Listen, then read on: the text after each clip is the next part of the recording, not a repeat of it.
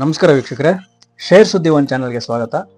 ಇವತ್ತು ನಾನು ಸಪೋರ್ಟ್ ಮತ್ತು ರೆಸಿಸ್ಟೆನ್ಸ್ ಬಗ್ಗೆ ಹೇಳಲಿಕ್ಕೆ ಬಂದಿದ್ದೀನಿ.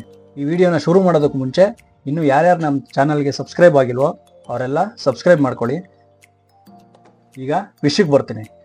ಈ ಸಪೋರ್ಟ್ ಮತ್ತು ರೆಸಿಸ್ಟೆನ್ಸ್ ಅಂದರೆ ಏನು? ಸಪೋರ್ಟ್ ಅಂತಂದರೆ ನಾವು ಬೈಯಿಂಗ್ ಲೆವೆಲ್ ಅಂತ ಕನ್ಸಿಡರ್ ಮಾಡ್ತೀವಿ. ರೆಸಿಸ್ಟೆನ್ಸ್ ಅಂದರೆ ಸೆಲ್ಲಿಂಗ್ ಲೆವೆಲ್ ಅಂತ ಕನ್ಸಿಡರ್ ಮಾಡ್ತೀವಿ. ಅಂದರೆ ತುಂಬ ಜನನ ನಾನು ನೋಡಿದ್ದೀನಿ, ಶಾರ್ಟ್ ಟರ್ಮ್ಗೆ ಅವ್ರು ಇನ್ವೆಸ್ಟ್ಮೆಂಟ್ ಮಾಡಬೇಕು ಅಂತಂದರೆ ಏನು ಗೊತ್ತಿರಲ್ಲ, ಏನು ಮಾಡ್ತಾರೆ, ತುಂಬ ಟಾಪಲ್ಲಿ ಇದ್ದಾಗ ಬೈ ಮಾಡಿಬಿಡ್ತಾರೆ ಸ್ಟಾಕ್ನ. ಅದು ನೀಟಾಗಿ ಅವ್ರು ತೊಗೊಂಡಾದ್ಮೇಲೆ ಆ ಸ್ಟಾಕು ಕೆಳಗಡೆ ಬೀಳೋದಕ್ಕೆ ಸ್ಟಾರ್ಟ್ ಆಗುತ್ತೆ.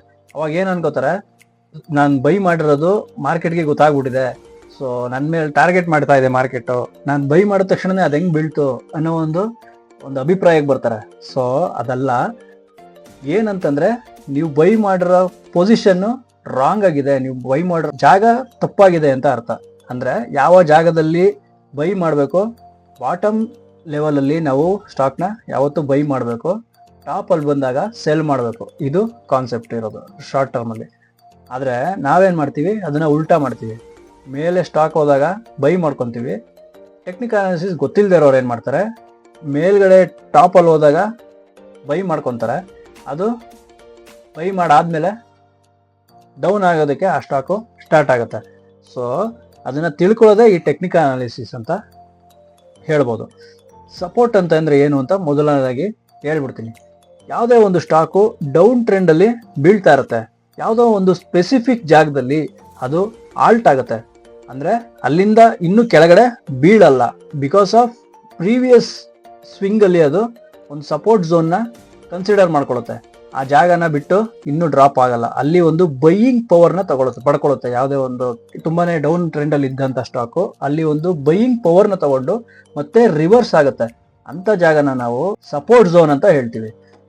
ನೆಕ್ಸ್ಟ್ ನಾನು ರೆಸಿಸ್ಟೆನ್ಸ್ ಬಗ್ಗೆ ಹೇಳ್ತೀನಿ. ಈ ರೆಸಿಸ್ಟೆನ್ಸ್ ಏನಂತ ನಮ್ಗೆ ಏನು ಸೂಚಿಸುತ್ತೆ ಅಂದರೆ, ಅಲ್ಲಿ ಬೈಯರ್ಸ್ ಜಾಸ್ತಿ ಆಗಿದ್ದು ಎಲ್ಲರೂ ಕೂಡ ಪ್ರಾಫಿಟ್ ಬುಕ್ಕಿಂಗ್ ಮಾಡ್ಕೊಳ್ಳೋ ಅಂತ ಜಾಗ ಆಗಿರುತ್ತೆ. ಅದು ಬೈ ಬಾಟಮ್ ಸೆಲ್ ಟಾಪ್ ಅಂತ ಹೇಳಿದೆ ಅಲ್ವಾ. ಸೊ ಬಾಟಮ್ ಅಲ್ಲಿ ಏನೋ ಬೈ ಮಾಡ್ಕೊಂಡಿರ್ತಾರ ಅಂತಾನೆ ಅನ್ಕೊಳ್ಳಿ. ಸಪೋರ್ಟ್ ಝೋನ್ ಅಲ್ಲಿ ಬೈ ಮಾಡ್ಕೊಂಡ್ರೆ ಎಲ್ಲಿ ನೀವು ಸೆಲ್ ಮಾಡಬೇಕು ಅಂತ ಗೊತ್ತಾಗಿರಲ್ಲ. ಏನಂತಂದ್ರೆ 10 ಪಾಯಿಂಟ್ಸ್ 15 ಪಾಯಿಂಟ್ಸ್ಗೆಲ್ಲ ಎಕ್ಸಿಟ್ ಆಗ್ಬಿಟ್ಟಿರ್ತೀರ. ಆದ್ರೆ ಸ್ಟಾಕು ಇನ್ನೂ ಮೇಲೆ ಹೋಗುವಂತ ಸಾಧ್ಯತೆಗಳಿರ್ತವೆ. ಆದ್ರೆ ನೀವೇನ್ ಅನ್ಕೋತೀರಾ, ಸೆಲ್ ಮಾಡಾದ್ಮೇಲೆ ಏನ್ ಅನ್ಕೋತೀರಾ, ಅಯ್ಯೋ ನಾನು ಇನ್ ಸ್ವಲ್ಪ ತಿರ್ಬೋದಾಗಿತ್ತಲ್ವಾ ಅಂತ. ಸೊ ಈ ಪಾಯಿಂಟ್ ನಿಮ್ಗೆ ಫೈಂಡ್ ಔಟ್ ಮಾಡೋದೇ ಈ ರೆಸಿಸ್ಟೆನ್ಸ್ ಲೆವೆಲ್ನ ನಾವು ಫೈಂಡ್ ಔಟ್ ಮಾಡ್ತೋ ಅಂತಂದ್ರೆ ಈಸಿಲಿ ನಾವು ಇದು ಒಂದು ರೆಸಿಸ್ಟೆನ್ಸ್ ಲೆವೆಲ್ನ ತೋರಿಸ್ತಾ ಇದೆ, ಇಲ್ಲಿ ಸೆಲ್ಲರ್ಸ್ ಜಾಸ್ತಿ ಆಗ್ತಾರೆ ಅಂತ ಒಂದು ಕನ್ಸಿಡರ್ ಮಾಡ್ಬೋದು. ಈ ಪಾಯಿಂಟ್ನ ಕನ್ಸಿಡರ್ ಮಾಡೋದನ್ನೇ ನಾವು ರೆಸಿಸ್ಟೆನ್ಸ್ ಅಂತ ಹೇಳ್ತೀವಿ. ಇಲ್ಲಿಂದ ಏನಾಗುತ್ತೆ, ಸೆಲ್ಲಿಂಗ್ ಪ್ರೆಷರ್ ಜಾಸ್ತಿ ಆಗುತ್ತೆ ಸ್ಟಾಕ್ಗೆ. ಸೊ ಅಲ್ಲಿಂದ ಮತ್ತೆ ರಿವರ್ಸ್ ತಗೊಳುತ್ತೆ ಸ್ಟಾಕು, ಹೀಗೆ ಡೌನ್ ಟ್ರೆಂಡ್ನ ತಗೊಳುತ್ತೆ. ನೀವು ರೆಸಿಸ್ಟೆನ್ಸ್ ಟಚ್ ಆಗಿದೆ ಅಂತಂದ್ರೆ ಅದನ್ನ ಫೈಂಡ್ ಔಟ್ ಮಾಡಿಕೊಂಡು ಅಲ್ಲಿ ಸ್ಟಾಕ್ನ ಎಕ್ಸಿಟ್ ಆಗ್ಬೋದು. ಸೊ ಇದನ್ನೆಲ್ಲ ನಾವು ತಿಳ್ಕೊಳ್ಳೋಣ ಮುಂದೆ. ಚಾರ್ಟ್ನ ನಿಮಗೆ ಎಕ್ಸ್ಪ್ಲೇನ್ ಮಾಡಿದಾಗ ನಿಮ್ಗೆ ಅರ್ಥ ಆಗುತ್ತೆ. ಬನ್ನಿ ನೋಡೋಣ. ಈಗ ನಾನು ಸಪೋರ್ಟ್ ಝೋನ್ಗಳನ್ನ ನಿಮಗೆ ಫೈಂಡ್ ಔಟ್ ಮಾಡ್ಲಿಕ್ಕೆ ಬಂದಿದ್ದೀನಿ. ಚಾರ್ಟಲ್ಲಿ ಹಾರಿಜಾಂಟಲ್ ಲೈನ್ ಹಾಕಿದ್ದೀನಿ ನೋಡಿ. ಇದನ್ನ ನಾವು ಸಪೋರ್ಟ್ ಅಂತ ಹೇಳ್ತೀವಿ. ಸಪೋರ್ಟ್, ಓಕೆನಾ.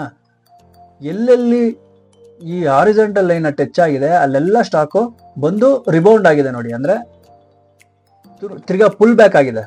ಸೊ ನೋಡಿ, ಇಲ್ಲೊಂದು ಡೌನ್ ಟ್ರೆಂಡ್ ಇತ್ತಾ ಸ್ಟಾಕು, ಈ ಜಾಗದಲ್ಲಿ ಒಂದು ಡೌನ್ ಟ್ರೆಂಡ್ ಇತ್ತು, ಇಲ್ಲಿ ಟಚ್ ಆಗಿ ಮತ್ತೆ ಒಂದು ಅಪ್ ಟ್ರೆಂಡ್ ತಗೊಂಡಿದೆ.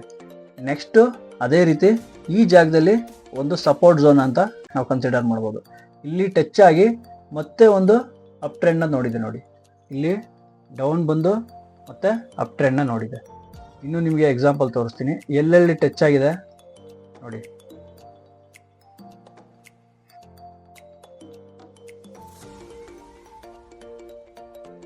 ಈ ಜಾಗದಲ್ಲೂ ಕೂಡ ನಮಗೆ ಟಚ್ ಆಗಿದೆ.